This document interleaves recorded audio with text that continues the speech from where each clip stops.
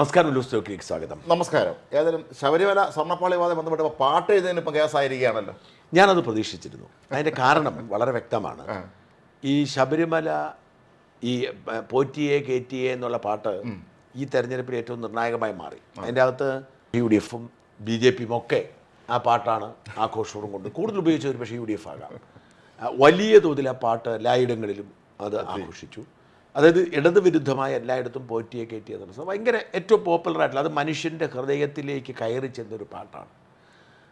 പിന്നീട് ഈ പാട്ടിൻ്റെ ഉപജ്ഞാതാക്കളെ തേടി പോകുമ്പോൾ അതാണ് പിന്നീട് അങ്ങനെ ഓടിപ്പോയപ്പോൾ അത് മുസ്ലിം ലീഗുമായി ബന്ധമുള്ള ആളുകളാണ്, മുസ്ലിം നാമധാരികളാണ് എഴുതിയതും പാടിയത് ആദ്യമൊക്കെ പറഞ്ഞു വന്നിരുന്ന ഒരു ഹിന്ദു പേരായിരുന്നെങ്കിലും പിന്നെ ഡാനിഷ് മുഹമ്മദ് എന്ന് പറഞ്ഞ പേരിലേക്ക് വന്നു. ഒരു കുഞ്ഞിക്കുട്ടൻ അങ്ങനെ കണ്ട് എഴുതി.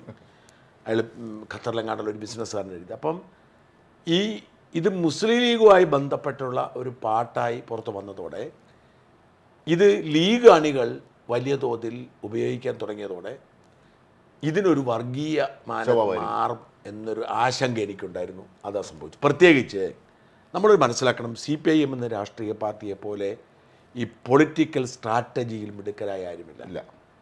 അപ്പോൾ ഈ പാട്ട് അടുത്ത നിയമസഭാ തെരഞ്ഞെടുപ്പിൽ ചർച്ചയാവാതിരിക്കണം എന്നവർക്ക് വാശിയാണ്. കാരണം ഇതുപോലെ മനുഷ്യ മനസ്സിലേക്ക് കയറി ചെല്ലുന്ന ഒരു പാർട്ടി അടുത്ത കാലത്തുണ്ടായിട്ടില്ല. വാസ്തവത്തിൽ അതിനെ പോസിറ്റീവായിട്ട് കരുതണം. കാരണം സർവ്വമതസ്ഥരെയും കൊണ്ടും വിശ്വാസമില്ലാത്തവരെയും കൊണ്ടും അയ്യപ്പനെ വിളിപ്പിക്കാൻ ഈ പാട്ടിന് കഴിഞ്ഞു, ഇല്ലേ? അയ്യപ്പ എന്ന് പറഞ്ഞാണ്. അതിൻ്റെ മറ്റ് വരികൾ അയ്യപ്പ സ്തുതികൾക്ക് പകരം അയ്യപ്പനെ അപഹരിക്കാൻ ശ്രമിച്ച കമ്മ്യൂണിസ്റ്റ് ഭീകരവാദത്തിനെതിരെയാണെങ്കിൽ കൂടി എല്ലാ മതങ്ങളും, ഞാനിപ്പോൾ ലീഗിൻ്റെയൊക്കെ ഈ കൊട്ടിക്കലാശങ്ങളിലൊക്കെ നോക്കിയിരുന്നു, എല്ലായിടങ്ങളിലും ഏറ്റവും കൂടുതൽ ചർച്ചയായ ഒരു പാട്ടാണ്. വാസ്തവത്തിൽ ഇത് ഞാൻ മനസ്സിലാക്കുന്നത്, എൻ്റെ വ്യക്തിപരമായ അയ്യപ്പനോടുള്ള ഇഷ്ടം കൊണ്ട്, അടുപ്പം കൊണ്ട് ഞാൻ മനസ്സിലാക്കുന്നത്, ഭഗവാൻ വളരെ കൃത്യമായി തൻ്റെ ശത്രുക്കളെ കൊണ്ട്, തന്നെ തകർക്കാൻ ശ്രമിച്ച, തൻ്റെ യശസ്സിന് മങ്ങലേൽപ്പിക്കാൻ ശ്രമിച്ച നിരീശ്വരവാദികളായ കമ്മ്യൂണിസ്റ്റുകാരെ കൊണ്ട് തൻ്റെ യശസ് വർദ്ധിപ്പിക്കുന്നതിന് വേണ്ടി ഭഗവാൻ തന്നെ എടുത്തൊരു തീരുമാനമായിട്ട് എനിക്ക് തോന്നിയിട്ടുണ്ട്. കമ്മ്യൂണിസ്റ്റ് തീർത്ഥം പറയാൻ പറ്റില്ല, പുറത്തേ ഉള്ളൂ. അല്ല, ആയിക്കോട്ടെ. പക്ഷേ ഇവർ ഈ അയ്യപ്പ സംഗമം അടക്കമുള്ള പ്രക്രിയയ്ക്ക് ഇറങ്ങുമ്പോൾ അവർക്കതിൻ്റെ പിന്നിൽ ചില അജണ്ടകളുണ്ട്.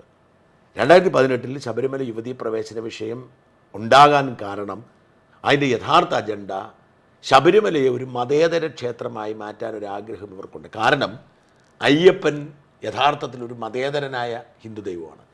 അതല്ലേ നമ്മുടെ എരുമേലിൽ തന്നെ നമ്മൾ കാണുന്നതാണല്ലോ. ആ ഒരു മതേതരമുണ്ട്. അല്ലെങ്കിൽ തന്നെ യാതൊരു ജാതിയുടെയോ മതത്തിൻ്റെയോ ആർക്കും പോകാം. അപ്പോൾ അത്തരത്തിലുള്ള അയ്യപ്പനെ ഹിന്ദു ദൈവം എന്ന നിലയിൽ നിന്ന് മാറ്റി ഒരു കേരളത്തിൻ്റെ സ്വന്തം ഈ CPM-കാരുടെ പുരോഗമനവാദിയായി ദൈവമാക്കി മാറ്റി ഇവർക്കില്ലാത്ത ദൈവമാണ്, ബാക്കിയെല്ലാം ഉണ്ട്. ഇപ്പോൾ ശ്രീധരൻ ഗുരുവിനെ വിവേകാനന്ദനെ എല്ലാവരും ആക്കി. അപ്പം ഗുരുദേവനെ അത് അവരുടേതാക്കിയത് മാത്രമല്ല, ഗുരുദേവന്റെ കുത്തകാവകാശമുള്ള വെള്ളാപ്പള്ളിയും പോക്കറ്റിലിട്ടു. അതെ, കൂടെ ഉണ്ടല്ലോ. ഇവർക്ക് പറയാൻ പറ്റാത്ത കാര്യങ്ങൾ വെള്ളാപ്പള്ളിയും പറയും. അപ്പം അവർക്ക് വേണ്ടത് ഇനി ഒരു ദൈവമാണ്. അവർ നോക്കിക്കഴിഞ്ഞപ്പം ഏറ്റവും നല്ല ദൈവം, എല്ലാവർക്കും സ്വീകാരനായ ദൈവം അയ്യപ്പനാണ്. അപ്പോൾ അവർ അയ്യപ്പനെ അടിച്ചു മാറ്റി. അതുകൊണ്ടാണ് ശബരിമല യുവതീ പ്രവേശന വിഷയവുമായി ബന്ധപ്പെട്ട സത്യവാങ്മൂലം സുപ്രീം കോടതിയിൽ ഇവർ മാറ്റിക്കൊടുക്കുമ്പോൾ, അതായത് പ്രയാർ ഗോപാലകൃഷ്ണൻ നേതൃത്വത്തിൽ മാറ്റിക്കൊടുത്തി ഈ പറയുന്ന വാസുവും സംഘവും കൊണ്ട് മാറ്റിക്കൊടുക്കുമ്പോൾ അവരതിനകത്ത് എഴുതിയിരുന്നത് ഒരു വലിയ വരിയുണ്ട്, ആരും അധികം ശ്രദ്ധിക്കാത്തൊരു വരിയുണ്ട്. അവർ പറഞ്ഞിരുന്നത് ഈ കാര്യത്തിൽ ഒരു അന്തിമ തീരുമാനമെടുക്കണമെങ്കിൽ വഖഫ് ബോർഡിനോടും വിവിധ ചർച്ചകളോടും ആലോചിക്കണമെന്ന് എഴുതി വെച്ചിട്ടുണ്ട്. ഇത് അധികമാരും ചർച്ച ചെയ്തില്ല, നമ്മൾ കേട്ടില്ലാത്ത കാര്യമാണ്. അങ്ങനെ ഒരു സംഭവമുണ്ട്. ആ സത്യവാങ്മൂലത്തിൽ അങ്ങനെ ഉണ്ടായിരുന്നു. വഖഫ് ബോർഡ് മതേതര ക്ഷേത്രം. അപ്പം ഹിന്ദുക്കളോട് മാത്രം ചോദിച്ചാൽ പോരാ, ക്രിസ്ത്യാനിയുടെയും മുസൽമാൻ്റെയും കൂടെ പെർമിഷൻ വേണം എന്ന് വരെ പറഞ്ഞ വൃത്തികെട്ടവൻ മനുഷ്യരാണ് ഈ കമ്മ്യൂണിസ്റ്റുകാർ. അവരതിനു വേണ്ടിയാണ് അന്ന് ആ ബഹളമൊക്കെ ഉണ്ടാക്കിയത്. അത് കഴിഞ്ഞ് പണി കിട്ടിയത് തിരിച്ചറിഞ്ഞപ്പം ജോത്സ്യം പറഞ്ഞതനുസരിച്ച് അവരൊരു പാപം ചെയ്യാൻ വേണ്ടിയിട്ട് അവർ ചെയ്തിട്ട് പണി. അപ്പോൾ പോലും ഇതിൻ്റെ പിന്നിൽ ചില അജണ്ടകളുണ്ടായിരുന്നു. ആ അജണ്ടകൾക്കൊക്കെയുള്ള ഭഗവാന്റെ കൃത്യമായ മറുപടിയാണ് പാരഡി ഗാനമാണെങ്കിൽ പോലും സകല മതസ്ഥരെ കൊണ്ടും, അതും മുസ്ലിം സമുദായം. ഇപ്പോൾ ക്രിസ്ത്യാനികൾ അയ്യപ്പനെ പാടുന്നതിലൊന്നും, ഇപ്പോൾ ഞാൻ പറഞ്ഞേ നമ്മുടെ ഒറിജിനൽ അയ്യപ്പ ഈ പാട്ടുണ്ടല്ലോ, പള്ളിക്കട്ടെ ശബരിമലയ്ക്ക് ക്രിസ്ത്യാനികളൊക്കെ പാടാറുണ്ട്, പാടുന്നല്ലേ. യേശുദാസ് പിന്നെ ഒരു ഹിന്ദു ഭക്തനാണ്. അല്ല, ഞാൻ പറഞ്ഞ സാധാരണ പള്ളി പെരുന്നാളുകളിൽ പോലും ഗാനമേള നടന്നാൽ അയ്യപ്പ പാട്ട് പാടാറുണ്ട്. പക്ഷെ മുസ്ലിം സമുദായം ഒരിക്കലും മറ്റ് മത പ്രീണനവുമായി ബന്ധപ്പെട്ട മറ്റു ദൈവങ്ങളെ അംഗീകരിക്കില്ല, പാടയില്ല. പക്ഷെ ലീഗുകാർ പോലും ഈ പാട്ട് പാടി അയ്യപ്പനെ വിളിച്ചു. At the end of the day ഇത് അയ്യപ്പ സ്തുതിയാണ്. അക്കാര്യത്തിൽ എനിക്ക് സംശയമില്ല. ഇപ്പോൾ കഴിഞ്ഞ ദിവസം BRM ഷഫീർ മനോരമയുടെ ചർച്ചയിലിരുന്ന് ഭഗവാനെയാണ് വേദനിപ്പിച്ചത് പറഞ്ഞ് പൊട്ടിക്കരയുന്നതുകൊണ്ട്. അപ്പം ഞാൻ പറഞ്ഞത്, ഇത്തരത്തിൽ ഭഗവാൻ ഒരു പണി കൊടുക്കുമ്പോൾ, തിരിച്ചു കൊടുക്കുമ്പോൾ അതിൽ ഒരു വർഗീയത കണ്ടെത്തി അതിൻ്റെ പേരിൽ പരാതിയിലേക്ക് പോകുന്ന ആരതിൻ്റെ പിന്നിലുണ്ടെങ്കിലും അത് അംഗീകരിക്കാൻ കഴിയില്ല. എനിക്ക് തോന്നുന്നു ഇത് കമ്മ്യൂണിസ്റ്റ് ബുദ്ധിയാണ്. കാരണം ഇനി അത് അസംബ്ലി 3 മാസം അടുത്ത തെരഞ്ഞെടുപ്പിൽ ഇത് ചർച്ചയാവാൻ പാടില്ല. അതുകൊണ്ടാണ് ഭക്തവികാരത്തെ വ്രണപ്പെടുത്തി എന്ന തരത്തിലേക്ക് ഇതിനെ വ്യാഖ്യാനിച്ച് ഇവർ പരിചരിപ്പിക്കുന്നത്. വളരെ കൃത്യമാണ് ഈ കാര്യം. അല്ല, ഇത്തരം കാര്യങ്ങൾ CPM പോയിട്ടുള്ളൂ, നമ്മൾ സമ്മതിച്ചു കൊടുക്കണം. ഇത്തരം കുതന്ത്രങ്ങളിലൂടെ സംഗതി അവരെ കാര്യം സേഫാക്കാൻ.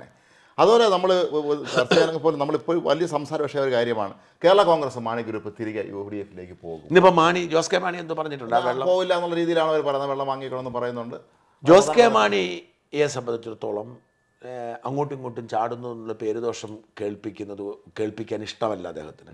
അതുകൊണ്ട് അദ്ദേഹത്തിന് അതൊരു കുഴപ്പം തന്നെയാണ്. പക്ഷേ ജോസ് കെ മാണിയുടെ ഭാവി അപകടത്തിലാവും. കാരണം 99 സീറ്റ് കിട്ടുന്ന ഇടത് തരംഗമായിരുന്നു കഴിഞ്ഞ തവണ. 12 സീറ്റാണ്, 13 സീറ്റ് കൊടുത്തു, 12 അടുത്ത് മത്സരിച്ചു. അതും ഇടത് മുന്നണിയുടെ സിറ്റിംഗ് സീറ്റുകൾ കൊടുത്തു, റാന്നി അടക്കം. അതെ, ചങ്ങനാശ്ശേരി ഇടത് മുന്നണിയുടെ സിറ്റിംഗ് സീറ്റ് അല്ലല്ല, പക്ഷേ കോൺഗ്രസിൻ്റെതായിരുന്നു.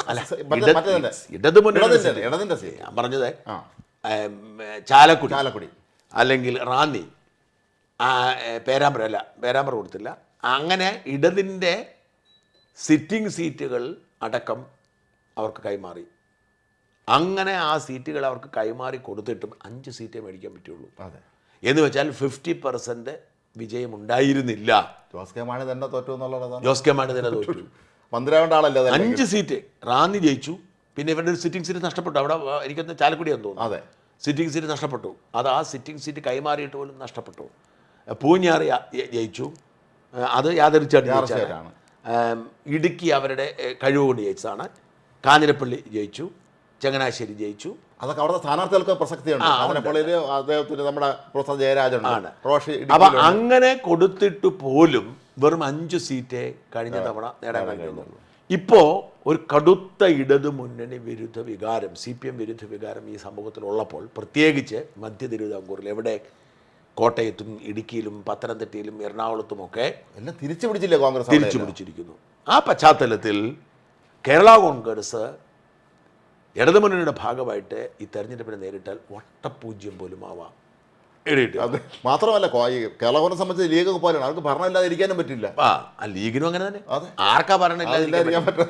അപ്പോൾ അവരെ സംബന്ധിച്ചിടത്തോളം ഇത് റിസ്ക്. അതേസമയം അവർക്ക് UDF അത്ര എളുപ്പത്തിൽ പോകാൻ പറ്റത്തില്ല. കാരണം UDF ഓൾറെഡി പുര നിറഞ്ഞു നിൽക്കുന്ന ഒരുപാട് പേർ. ഇപ്പം ലീഗ് പറയുന്നു മുന്നണി വികസിപ്പിക്കണമെന്ന് പറയുന്നുണ്ട്. അതുപോലെ KPCC പ്രസിഡന്റും VD സതീശനൊക്കെ പോരട്ടെ. യഥാർത്ഥത്തിൽ ഇത് ഈ മോഹിപ്പിച്ച് വരുത്താൻ വേണ്ടി പറയുന്നത്, അല്ലാതെ ഇവരാരും. കാരണം എങ്ങനെ ഇത് വീതിച്ചു കൊടുക്കും? അതായത് കേരള കോൺഗ്രസ് ജോസഫിന് പ്രത്യേകിച്ച് പരിഗണന ഉണ്ടായിരുന്നില്ല UDF. മാണിയുടെ പരിഗണനയ്ക്കകത്ത് ഉൾക്കൊടുത്തി അവർക്ക് പാടെ കൊടുത്തിരുന്ന 2 സീറ്റ് എന്ന് പറയുന്നത് മോൻസിൻ്റെതും തൊടുപുഴയുമാണ്. വേറെ ഒന്നും അവർക്ക് കൃത്യം സീറ്റിലായിരുന്നു. പിന്നെ അങ്ങ് കുട്ടനാടോ കൂടുതൽ. പിന്നെ ഇത് മുഴുവൻ മാണി പോയപ്പോഴാണ് ജോസഫിനൊരു ഐഡന്റിറ്റി ഉണ്ടാവുന്നതും സീറ്റ് കൊടുക്കും. ഒരൊറ്റ സീറ്റ് ജോസഫ് വിട്ട് കൊടുക്കുമോ? ഒരിക്കലും വിട്ട് കൊടുക്കില്ല. 10 സീറ്റോളം ജോസഫിന് കൊടുത്തു. ഈ 10 സീറ്റും ജോസഫ് ആവശ്യപ്പെടും. അപ്പോൾ മാണി ഇവിടുന്ന് 12 സീറ്റും കൊണ്ട് അവിടെ പോയി കഴിഞ്ഞാൽ മാണിക്ക് 12 സീറ്റ് കൊടുക്കണമെങ്കിൽ 12 സീറ്റ് മാണിക്ക് കൊടുക്കുക. എവിടുന്ന് കിട്ടും? ലീഗ് ഒരു 25 സീറ്റെങ്കിലും ആക്കണം പറഞ്ഞ് നിൽക്കുവാണ്. ലീഗിൻ്റെ ആവശ്യത്തിന് വഴങ്ങേണ്ടി വരും. കാരണം ലീഗാണ് UDF നയിക്കുന്നത്. അത്രേ ഉള്ളൂ. അവർക്ക് മുഖ്യമന്ത്രി ആവാനുള്ള യോഗമില്ല. കാരണം അവർ രണ്ടാമത്തെ വലിയ പാർട്ടിയാണ്. പക്ഷേ അവർക്കുള്ള മലപ്പുറമൊക്കെ അവർ തൂത്തുവാരി എടുക്കുകയോ ചെയ്ത് അവരുടെ ബലത്തിലാണല്ലോ ഇവർ എല്ലാ പ്രാവശ്യവും. അപ്പോൾ ലീഗിന് സീറ്റ് കൂടുതൽ കൊടുക്കേണ്ടി വരും. എന്നിട്ട് ലീഗ് പറയുന്നുണ്ട് ലീഗിന് സീറ്റ് കൂടുതൽ കൊടുത്താൽ മാത്രം പോരാ, അൻവറിനെ കൊണ്ട് എടുക്കണമെന്ന് പറയുന്നുണ്ട്. അപ്പോൾ എവിടെ നിന്ന് ഇവരിതെടുത്ത് കൊടുക്കും? ആത്യന്തികമായി കോൺഗ്രസിൽ പുറത്ത് നിൽക്കുന്നവർ ഒരു വലിയ ഉണ്ട്. അപ്പം ഈ അർത്ഥത്തിൽ UDF അക്കോമഡേറ്റ് ചെയ്യാൻ സാധ്യമല്ല എന്നുള്ളതാണ് അതാണ് അതിൻ്റെ യാഥാർത്ഥ്യം. അപ്പോൾ ഇതുകൊണ്ട് മോഹിപ്പിക്കുക, അവരെ ആട്ടിക്കുക എന്നുള്ളതല്ല, ഒരു ആട്ടുക എന്നുള്ളതല്ല. പക്ഷെ അതിൽ ജോസ് കെ മാണി വീണില്ല. ഞങ്ങൾ നിലയുറച്ച് നിൽക്കുമ്പോൾ ജോസ് കെ മാണി പറഞ്ഞു നിലയുറപ്പിച്ച് നിർത്തേണ്ടത് ഇടതുമുന്നണിയുടെ ആവശ്യമാണ്. കാരണം ഇപ്പോഴത്തെ അവരുടെ ദുർബലാവസ്ഥയിൽ തിരുവിതാംകൂറിൽ അപ്പോൾ ജോസ് കെ മാണിക്ക് കുറച്ചുകൂടെ ചോദിച്ചു വാങ്ങാനുള്ള കരുത്തുണ്ടാവും, ജയിക്കുമോ ഇല്ലെന്ന് രണ്ടാമത്തെ കാര്യം. പക്ഷേ മുന്നണി എന്ന നിലയിൽ കുറച്ചുകൂടി ചോദിച്ചു വാങ്ങാനുള്ള കരുത്തുണ്ടാകും. അതുകൊണ്ട് അത് പ്രസക്തമല്ല. ജോസ് കെ മാണിക്ക് നല്ലത് NDAയിലേക്ക് പോകുന്നതാണ്. കാരണം ഇപ്പോൾ ബാർഗെയിനിങ്ങിന് പറ്റിയ ടൈമാണ്. ക്രൈസ്തവ വിശ്വാസികൾക്ക് ഏറ്റവും കൂടുതൽ സ്വാധീനമുള്ള രാഷ്ട്രീയ പാർട്ടിയാണ്. ഒരു 30 സീറ്റൊക്കെ ചോദിച്ചാൽ അവർ കൊടുക്കും, അതും നല്ല സീറ്റുകൾ. ഈ ഹിന്ദു ക്രിസ്ത്യാനിയുമായി ജോസ് കെ മാണിക്കും അതായത് ഈ മുസ്ലിങ്ങൾ കുറവുള്ള മണ്ഡലങ്ങളിലാണ് കേരള കോൺഗ്രസും BJPക്കും സാധ്യത. അപ്പോൾ അതുകൊണ്ട് ഈ 2 ഘടകങ്ങളും ഉൾപ്പെട്ട് വരുന്നത് കൊണ്ട് NDAയോടൊപ്പം ചേർന്ന ജോസ് കെ മാണിക്കാണ് കേന്ദ്രമന്ത്രിയാവോ? കേന്ദ്രമന്ത്രിയാവും. പക്ഷേ ഈ കേന്ദ്രമന്ത്രി മോദിയുടെ മന്ത്രിസഭയിലായിട്ട് കാര്യമൊന്നുമില്ല. കാരണം കറക്റ്റ് കാര്യങ്ങൾ അങ്ങനെ മന്ത്രിയായിട്ടൊക്കെ പോകുന്നത്. ഇപ്പോൾ ഇവിടെ പിണറായിയുടെ മന്ത്രിസഭ മന്ത്രിയായിട്ട് കാര്യമുണ്ടോ? അങ്ങനെയുള്ളൂ. അപ്പോൾ മന്ത്രിയായാൽ അതിൻ്റെതായ എന്തെങ്കിലും നേട്ടം ചെയ്യണമെന്നുണ്ടെങ്കിൽ ഇവിടുത്തെ UDF ഭരിക്കുമ്പോൾ മന്ത്രിയാണ് നടക്കുള്ളൂ. സ്വതന്ത്രനായ ഒരു രാജാവിനെ പോലെ ഭരിക്കാൻ പറ്റും. ഓരോ വകുപ്പ് സാമ്രാജ്യമാണ്. ഉമ്മൻചാണ്ടി സാറിന് പോലും KM മാണിയെ സ്വാധീനിക്കാൻ പറ്റില്ല, കുഞ്ഞാലിക്കുട്ടിയെ സ്വാധീനിക്കാൻ പറ്റുമോ? അപ്പോൾ അതാണ് അതിൻ്റെ ഒരു രാഷ്ട്രീയ സാഹചര്യം. നമ്മുടെ പ്രധാനപ്പെട്ട ചർച്ച രാഷ്ട്രീയമല്ലാത്തത് കൊണ്ട്, അല്ലാതെ രാഷ്ട്രീയതര വിഷയമായതുകൊണ്ട് നമ്മൾ ആദ്യം ഇതൊന്ന് പറയണമല്ലോ നമുക്ക് വിഷയത്തിൽ. ഏതായാലും നമ്മൾ മുമ്പ് ഒരുപക്ഷെ നമ്മൾ ചർച്ച ചെയ്തപോലെ അത്രയും വിശദമായ ഈ വിഷയം ചർച്ച ചെയ്ത മറ്റാളുകളുള്ള സംശയമാണ്. നമ്മൾ രാഹുൽ ഈശ്വർ ഇന്നലെ ജയിലിൽ നിന്ന് പുറത്തിറങ്ങിയത്. ഞാൻ വളരെ സങ്കടത്തോടു കൂടിയാണ് അയാളുടെ വരവ് നോക്കുന്നത്. വലിയ ഒരു പ്രവാസം കഴിഞ്ഞ് കഷ്ടപ്പെട്ട് 2 കവറൊക്കെ തൂക്കി വരുന്ന മനുഷ്യൻ വരുന്നു. ആ വരവിൻ്റെ ആ ഒരു സിമ്പതിയും ആ ഒരു നഷ്ടപ്പെടുത്തുന്ന ഒരു സ്വീകരണം അയാൾക്ക് കിട്ടി.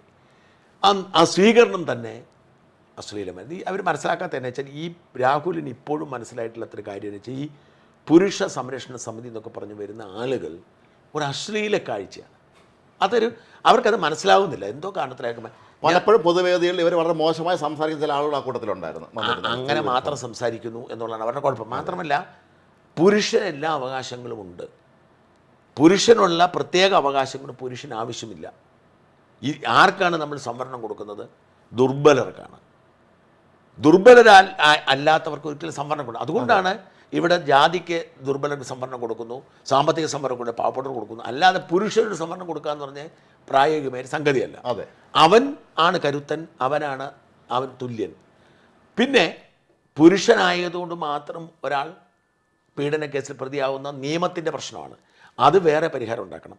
അല്ലാതെ ഒരുത്തൻ വ്യാജ കേസിൽ പെട്ടുപോയി എന്നതിൻ്റെ പേരിൽ പുരുഷ കമ്മീഷൻ ഉണ്ടാക്കണമെന്നും പുരുഷന്മാർക്ക് വേണ്ടി ഉണ്ടാക്കണമെന്ന് പറഞ്ഞ് ഇത് കടുത്ത സ്ത്രീ വിരുദ്ധമായ ചിന്താഗതിയാണ്. അപ്പം അവരുടെയൊക്കെ കോലം തന്നെ ഈ പറയുന്ന വട്ടിയൂർക്കാവ് അജിത്ത്, എന്താണ് അജിത്ത്, പിന്നെ മുകേഷാണ് ഒരുത്തൻ. ഈ മുകേഷിന് എന്തിനാണ് ഇപ്പം ഇത് പറഞ്ഞത്? നേരത്തെ ഇല്ലായിരുന്നു ആ മുകേഷ് നായർ. ഇപ്പം എന്തിനാ അയാൾ നടക്കുന്നത് എനിക്കറിയാം. അയാൾ എന്തൊരു പീഡന കേസ് പെട്ടു. പിന്നെ ഒരു പയ്യനുണ്ടായിരുന്നു ജീമോൻ കല്ലുപരിക്കൽ എന്ന് പറഞ്ഞ പയ്യൻ. അവനും ഇതൊരു വ്യാജ കേസകത്ത് കിടന്നാണ്. പക്ഷെ അവൻ ഇന്നലെ കണ്ടില്ല. അവരൊക്കെ ഈ ആ ഒരു സ്വീകരണം തന്നെ ഞാൻ ആ ചാനലുകളിൽ എല്ലാവരും ചിരിച്ചുകൊണ്ടാണ് ഇവരുടെ വരവും പോക്കുന്നത്.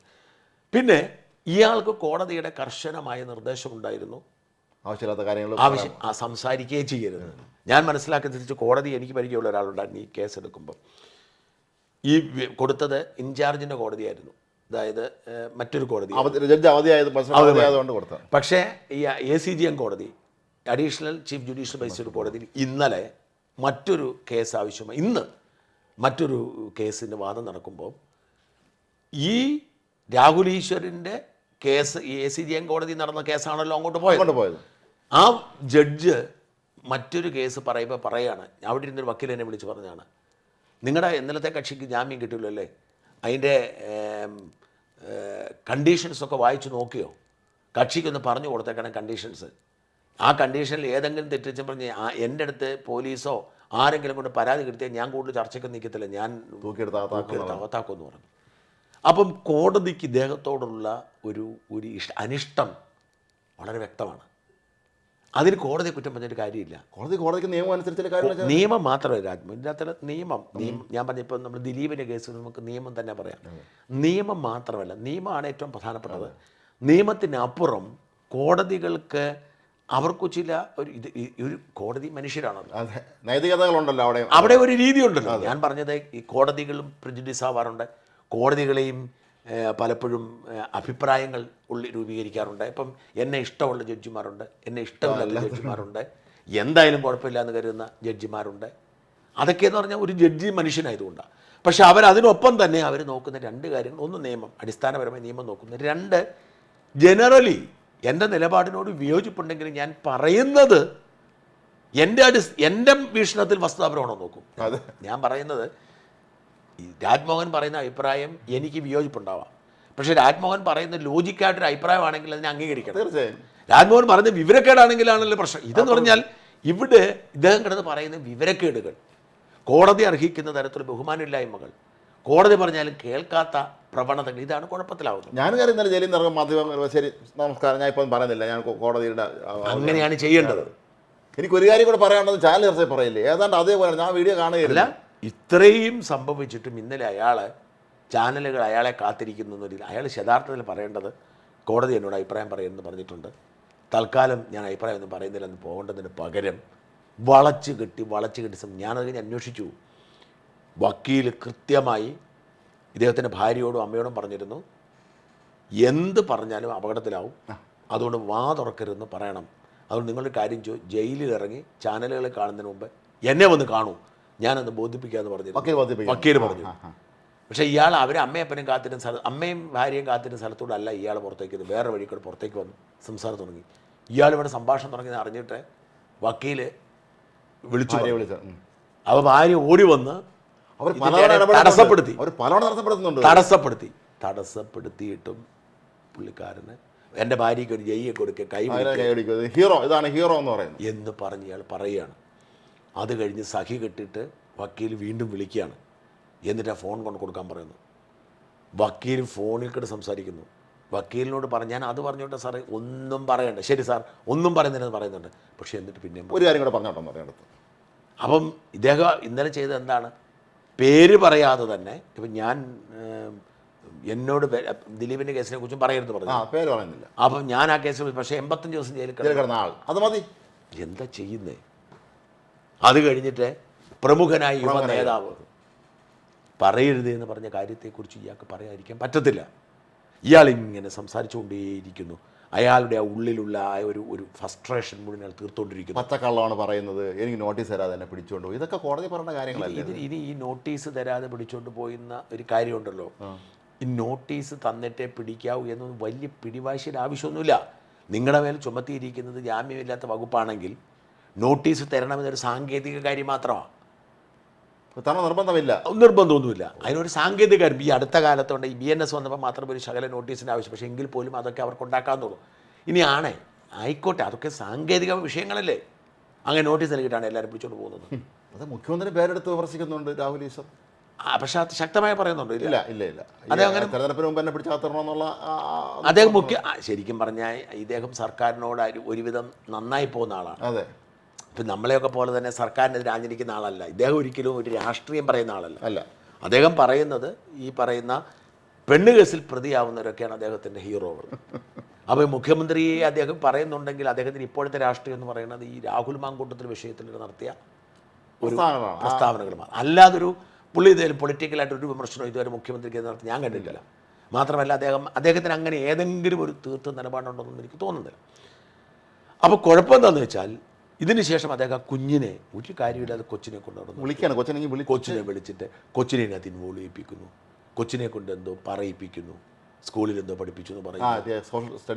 അത് മുദ്രാവാക്യം വിളിപ്പിക്കുന്നു. അത് ഞാൻ ഭാര്യ മര്യാദയ്ക്ക് ഈ പ്രാന്തനെയും കൊണ്ട് വീട്ടിൽ പോയേക്കാന്ന് ഓർത്തിട്ട് ഭാര്യയെ അങ്ങോട്ട് പിടിച്ചു ചേർത്തിട്ട് ഹീറോയിനാന്ന് പറഞ്ഞ് വെക്കുന്നു. അവരുടെ കഴിഞ്ഞ് ഞാൻ പറഞ്ഞത് ഇയാളുടെ ഞാൻ പറഞ്ഞ അയാളോട് സഹതാപത്തോടെ ഞാൻ പറഞ്ഞ ഇയാൾ ഒരിക്കലും മനസ്സിലാക്കുന്നത്. അപ്പോൾ പുള്ളി വിചാരിക്കുന്നത് ഞാനൊരു സ്വാതന്ത്ര്യ സമര സേനാനിയാണ്. പുള്ളി അയ്യപ്പൻ്റെയും ഗാന്ധിജിയുടെയും പേര് പറഞ്ഞാൽ പറയുന്നത് ആണ്. അപ്പം ഇതിന് ഈ ഭാര്യയൊക്കെ കൂട്ടു നിൽക്കുന്നു മനസ്സിലായി. ഞാൻ പറഞ്ഞു എൻ്റെ ഭാര്യയൊക്കെയാണ് ഇങ്ങനെ സാധനം ഉണ്ടായിരുന്നെങ്കിൽ പോയി പണി നോക്കാൻ പറഞ്ഞിട്ട് പോയത്. ഇപ്പം ഞാനിങ്ങോട്ട് എൻ്റെ ഭാര്യ അങ്ങോട്ട് വിളിക്കുമെന്ന് വെച്ചു. ഭാര്യ അപ്പം തന്നെ തിരിഞ്ഞു പോയനെ, നമ്മൾ നാണം കെട്ട് പോയല്ലേ. എന്തിനാണ് ഭാര്യ അവിടെ നിന്ന് കൊടുക്കാൻ പോയത് എനിക്ക് മനസ്സിലാവാത്തത്. ഞാൻ പറഞ്ഞേ ഇയാൾ മനസ്സിലാക്കേണ്ട കാര്യം എന്താണെന്ന് വെച്ച് കഴിഞ്ഞാൽ ഈ സിസ്റ്റം ഇദ്ദേഹത്തിനെതിരാണ്. ഞാനിപ്പോഴും വിശ്വസിക്കുന്നത് 16 ദിവസം പോയിട്ട് 2 ദിവസം പോലും ജയിലിൽ കിടക്കാനുള്ള കുറ്റം ചെയ്തിട്ടില്ലെന്നാണ്. പക്ഷേ ഇതൊരു അച്ചടക്കം പഠിപ്പിക്കലായിരുന്നു. ബോബി ചെമ്മണ്ണൂർ ചെയ്തത് തന്നെയാണ്. ബോബി ചെമ്മണ്ണൂർ ചെയ്തത് അത് തന്നെയാണ്. അയാൾ സകല പെണ്ണുങ്ങളെക്കുറിച്ചും വൃത്തിയോട് പറയുമായിരുന്നു. പക്ഷെ ആ ഷോക്ക് ട്രീറ്റ്മെൻറ്റ് ബോബി ചെമ്മണ്ണൂരിന് ഏറ്റു. ബോബി പിന്നെ പ്രയോഗം പരിപാടി ഒന്നും നടത്തിയിട്ടില്ല. അയാളുടെ കച്ചവടമായിട്ട് മുമ്പോട്ട് പോകുന്നു. ഇവിടെ ഇദ്ദേഹം വീണ്ടും വീണ്ടും പറയുകയാണ്. എന്നിട്ട് പറയാണ്, എനിക്ക് എൻ്റെ കേസിനെക്കുറിച്ച് പോലും പറയാൻ കഴിയില്ല, കാരണം എൻ്റെ നാവ് മുറിച്ചു മാറ്റപ്പെട്ടിരിക്കുന്നു, എൻ്റെ അഭിപ്രായ സ്വാതന്ത്ര്യം എടുത്തു മാറ്റും. ഈ പറയുന്നത് പരോക്ഷമായി കോടതി വിരുദ്ധമാണ്, കോടതിക്കെതിരെയാണ്. ആരാണ് മിണ്ടരുതെന്ന് പറഞ്ഞത്? പോലീസാണോ? അല്ല, കോടതിയാണ്. രാഹുൽ ഈശ്വർ മനസ്സിലാക്കേണ്ട കാര്യം, രാഹുൽ ഈശ്വരോട് കോടതി പറയുന്നു ഈ കേസുമായി ബന്ധപ്പെട്ട അഭിപ്രായങ്ങളൊന്നും വേണ്ട എന്ന് പറഞ്ഞാൽ അതിനർത്ഥം അത് പാലിക്കണമെന്നാണ്. അത് എൻ്റെ മൗലികാവകാശം നിഷേധിക്കപ്പെട്ടു എന്ന് പറഞ്ഞാൽ അതിനർത്ഥം കോടതിയെ വിമർശിക്കുന്ന പോലാണ്. ഇതുവരെയായിട്ടും രാഹുലിന് അത് മനസ്സിലായിട്ടില്ല. ഇപ്പോഴും ഇപ്പം ഇതിനകത്തൊരു പ്രോബ്ലം എന്ന് വെച്ചാൽ അങ്ങനെ അയാളോട് ഇപ്പം മറുനാടനോടുള്ള പോലെ ഒരു വിരോധമൊന്നും അയാൾക്ക് ഇല്ല. എന്നെയൊക്കെ സംബന്ധിച്ചപ്പോൾ നമുക്കെതിരെ മറുനാടനെതിരെയാണെങ്കിൽ ഇങ്ങനെ വിരോധികളും ഒരുപാട് പേര്, പോലീസ് മാത്രമല്ല ഒരുപാടുണ്ട്. ഇപ്പം എറണാകുളത്തൊരു വക്കീല്, ഞാൻ മനസ്സിലാക്കുന്നതനുസരിച്ച് എറണാകുളത്തൊരു ജൂനിയർ വക്കീല് ഏതാണ്ട് 1 ലക്ഷം രൂപയോ 1.5 ലക്ഷം രൂപ മാസം ശമ്പളം വാങ്ങിയിട്ട് ഒരു BMW കാർ നടക്കുവാണ്. മറുനാടിനെതിരെ പരാതി ഉണ്ടോ എന്ന് ചോദിച്ചിട്ട്. അപ്പോൾ ഇങ്ങനെയുള്ള അങ്ങനെ പരാതിക്കാരും ഇയാൾക്കെതിരെ ഇല്ലാത്തതോടും. പിന്നെ പോലീസിൻ്റെ ഭാഗം എന്ന് വെച്ചാൽ അകത്ത് കിടന്നപ്പോൾ കിടക്കണമെന്ന് വെക്കാൻ അല്ലാതെ പോലീസിൻ്റെ പിന്നാലെ ഒന്നും പോകത്തില്ല.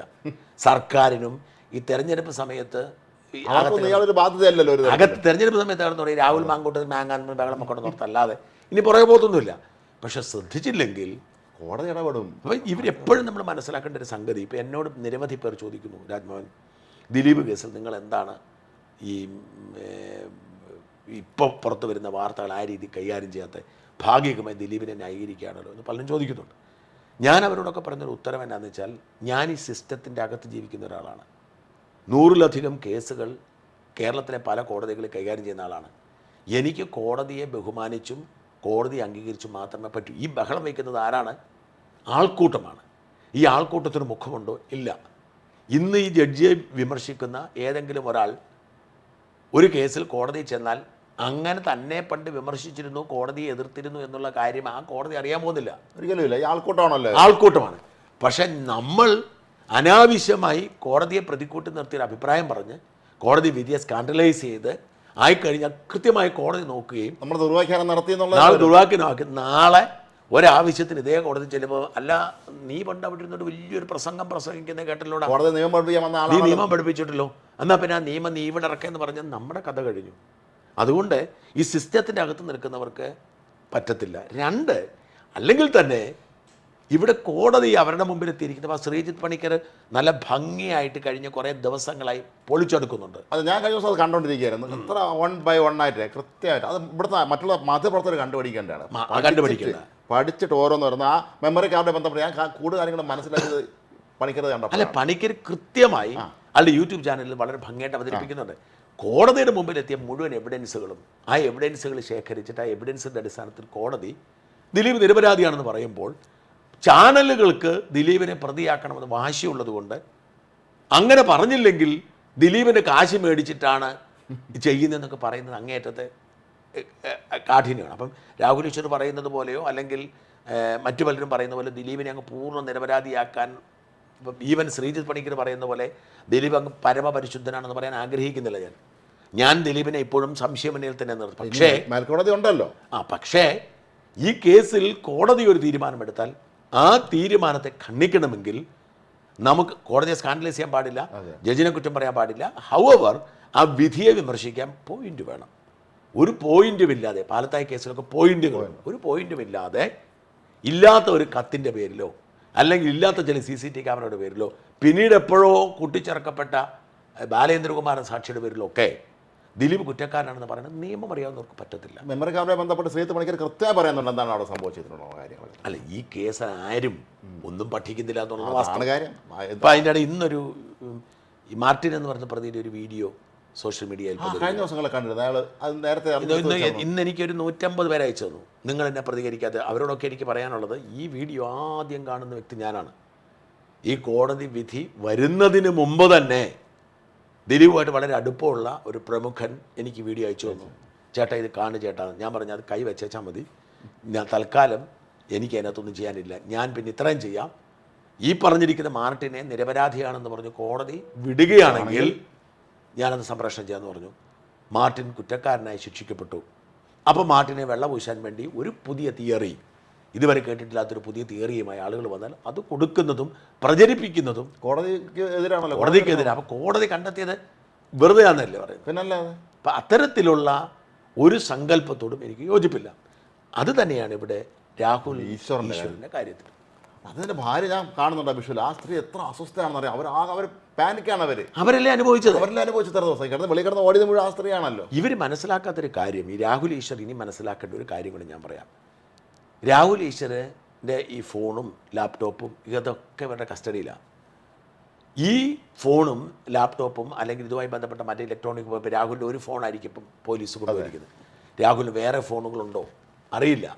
ഇതെല്ലാം പരിശോധിച്ച് ഇതിൽ നിന്നൊക്കെ എന്തെങ്കിലും കുരുത്തക്കേട് എപ്പോഴെങ്കിലുമൊക്കെ ഒപ്പിച്ചിട്ടുണ്ടെങ്കിൽ ഇതൊക്കെ ശേഖരിച്ചെടുക്കാനും അത് പുറത്തുവിടാനും പോലീസിന് കഴിയും.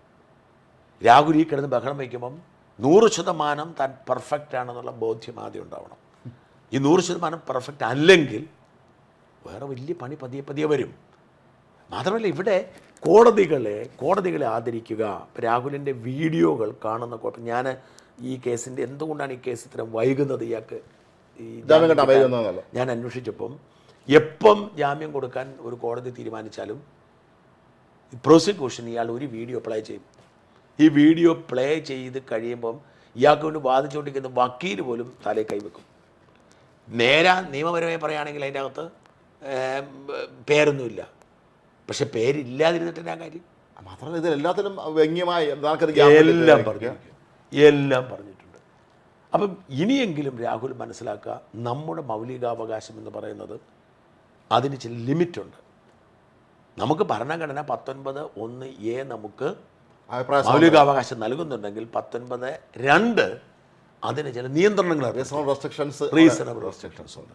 ഈ റീസണബിൾ എൻ്റെ മൗലികാവകാശം വേറൊരുത്തിൻ്റെ മൗലികാവകാശത്തിൻ്റെ ലംഘനമാവാൻ പാടില്ല.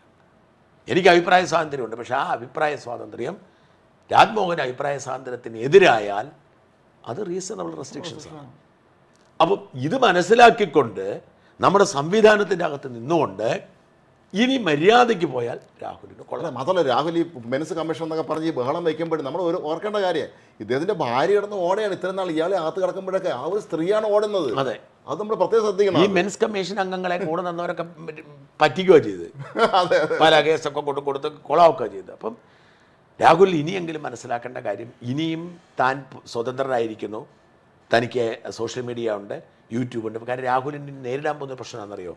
രാഹുൽ ഇങ്ങനെ അത്യാവേശത്തോടുകൂടി അഭിപ്രായം പറയുന്ന ആളായിരുന്നുകൊണ്ട് അത്യാവശ്യം സോഷ്യൽ മീഡിയ വരുമാനമുണ്ട്. ഈ അഗ്രസീവായിട്ട് പറഞ്ഞാൽ, ഇപ്പം ഞാൻ പറഞ്ഞു, ഇപ്പം നമ്മളൊക്കെ പറയുന്നതിനെ കുറിച്ച് കുറേ ശക്തിക്കങ്ങ് പറഞ്ഞാൽ ഈ വരുമാനം കിട്ടുന്നുണ്ട്. അപ്പോൾ ഈ ഭയങ്കര എന്തും പറഞ്ഞാൽ ജനത്തിന് ഇഷ്ടമാണല്ലോ ഈ ഹീറോ. അപ്പോൾ അങ്ങനെ അഗ്രസീവായിട്ട് പറഞ്ഞാൽ അത്യാവശ്യം വരുമാനം ഉണ്ടായിക്കൊണ്ടിരുന്ന ആളെന്ന നിലയിൽ രാഹുലിന് വരുമാനം കുറയുന്നത് സഹിക്കാൻ പറ്റത്തില്ല. അപ്പോൾ രാഹുൽ എന്ത് ചെയ്യും? വീണ്ടും മാത്രമല്ല രാഹുലിൻ്റെ ക്യാരക്ടർ വീണ്ടും ചാടി ഇറങ്ങും. രാഹുൽ നിങ്ങൾ തന്നെ പറഞ്ഞ മാതിരി നിങ്ങളൊരു വിഡ്ഢികളുടെ സ്വർഗത്തിലാണ്, ഫൂൾസ് പാരഡൈസിലാണ്. അഡ്വക്കേറ്റിന് പോലും കോടതിയിൽ അദ്ദേഹത്തിൻ്റെ ബുദ്ധിയെക്കുറിച്ച് പറയേണ്ടി വന്നു. അപ്പം അങ്ങനെ ആ വിഡ്ഢികളുടെ സ്വർഗത്തിൽ നിന്നുകൊണ്ട് നിങ്ങൾ ഇനി ഈ അച്ചടക്ക ലംഘനത്തിന് ഇറങ്ങി പുറപ്പെട്ടാൽ, അമിതാവേശം കാണിച്ചാൽ, സ്ത്രീവിരുദ്ധ പരാമർശങ്ങൾ നടത്തിയാൽ, സോഷ്യൽ മീഡിയയിൽ നിങ്ങൾ കയ്യടിക്ക് വേണ്ടി പണ്ട് ചെയ്ത അതേ രീതിയിൽ സംസാരിക്കാൻ ഇറങ്ങിയാൽ വലിയ തിരിച്ചടിയായിരിക്കും നിങ്ങളെ കാത്തിരിക്കുന്നത്. പോലീസ് നിങ്ങൾക്കെതിരെ ഒരു പ്രോസിക്യൂഷൻ നിങ്ങൾക്കെതിരെ ഒരു പരാതി കൊണ്ടുപോയി കോടതിയിൽ കൊടുത്താൽ നിങ്ങളുടെ ജാമ്യം റദ്ദാക്കപ്പെടുകയും നിങ്ങൾ വീണ്ടും ജയിലിലാവുകയും ചെയ്യും. ദയവായി മനസ്സിലാക്കുക, രാഹുൽ മാങ്കൂട്ടത്തിൽ ഒരു ദിവസം പോലും ജയിലിൽ കിടന്നിട്ടില്ല. രാഹുൽ മാങ്കൂട്ടത്തിൽ ജയിലിൽ കിടക്കാനുള്ള സാധ്യതയില്ല. രാഹുൽ മാങ്കൂട്ടത്തിൽ ഇതിലേക്കൂടെ ഇറങ്ങി നടക്കുന്ന സ്കൂട്ടറിൽ പോയി ചായ കുടിച്ച് നടപ്പുണ്ട്. ദിലീപ് സർവസ്വതന്ത്രനായി നടക്കുന്നു. ശബരിമലയിലും പോയിരിക്കുന്നു. നിങ്ങൾ രാഹുൽ ഈശ്വർ നിങ്ങൾക്ക് ജയിലിൽ കഴിയേണ്ടി വരും. ശിഷ്ടകാലം. നമ്മുടെ സിസ്റ്റം അങ്ങനെയാണ്. അതുകൊണ്ട് ജാഗ്രത പാലിക്കുക, അച്ചടക്കം പുലർത്തുക, പറയാൻ പാടില്ല എന്ന് പറഞ്ഞിരിക്കുന്ന കാര്യങ്ങൾ പറയാതിരിക്കുക. അമിതമായ പുരുഷാധികാരത്തിന് വേണ്ടിയുള്ള പരിശ്രമങ്ങളുടെ പുറത്ത് നിങ്ങളുടെ മനുഷ്യാവകാശം തന്നെ ധ്വംസിക്കപ്പെടുന്ന തരത്തിൽ ലോക്ക് ചെയ്യപ്പെടാതിരിക്കാൻ വേണ്ടി ശ്രദ്ധിക്കുക. അപേക്ഷയാണ്. നന്ദി. നമസ്കാരം.